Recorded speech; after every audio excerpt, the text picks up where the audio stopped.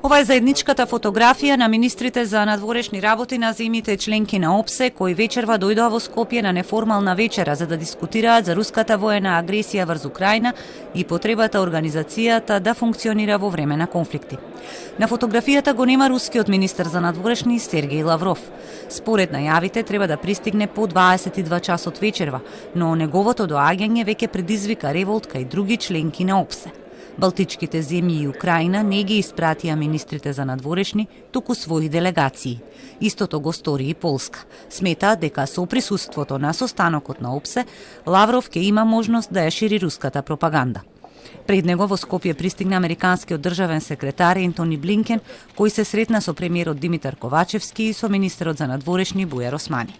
And I have to tell you how grateful we are to you for your stewardship of the OSCE in what has been, as you said, a very challenging time. But you've done it remarkably well, managed to advance the mission of the OSCE despite the very, very significant obstacles. And I know you would have been willing to continue even longer, but I'm glad that Malta will take up the baton.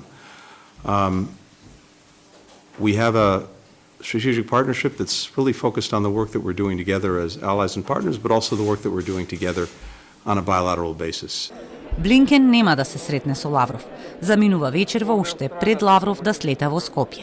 Високиот представник за надворешна политика Жозеп Борел, кој беше на неформалната вечера на министрите, рече дека доаѓањето на Лавров е добра прилика за него да слушне зошто Русија е осудена и изолирана. Вашата одлука да дозволите Лавров да учествува е во согласност со нашата заедничка цел да го оддржиме мултилатерализмот жив. И Лавров треба повторно да слушне од сите зошто ја осудуваме Русија и зошто ја изолираме. Ова е добра прилика за него да чуе директно од учесниците на овој состанок зошто Русија е осудена и изолирана. А потоа ќе може и да се врати во Кремљ и да му каже на господарот на Кремљ дека Европската Унија и ОПСЕ остануваат обединети во осудувањето на агресивното и незаконско однесување на Русија. А токму Русија ја блокираше кандидатурата на Естонија за еден председавач на ОПСЕ, па во последен момент, пред 2 дена во Виена, на амбасадорско ниво беше постигнат консензус Малта да председава со ОПСЕ идната година.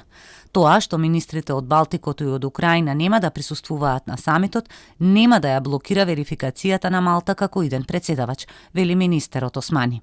Да нема недоразбирање. Нема земја која што ќе отсуствува од министерскиот состанок. Тоа што најавија министрите од Балтичките земји и од Украина е неприсуство на министрите за надворешни работи, но нивните делегации со целосно право на одлучување ќе бидат околу оваа маса тука во Скопје. И мислам дека ако ги гледаме изјавите, ги слушаме изјавите нивни вчера, тие со силни изјави на поддршка кон нашето председавање. Едноставно сакаат да дадат порака дека се против правото на Русија да донесува одлуки за иднината на ОПСЕ, меѓутоа тоа се правилата на организација. На министерскиот состанок присуствуваат 76 делегации од земјите членки и партнери на ОПСЕ. Македонија изминатава година председаваше со организацијата под слоганот "За луѓето се работи", со фокус на хуманата безбедност во ера на регионална и глобална несигурност и војната во Украина.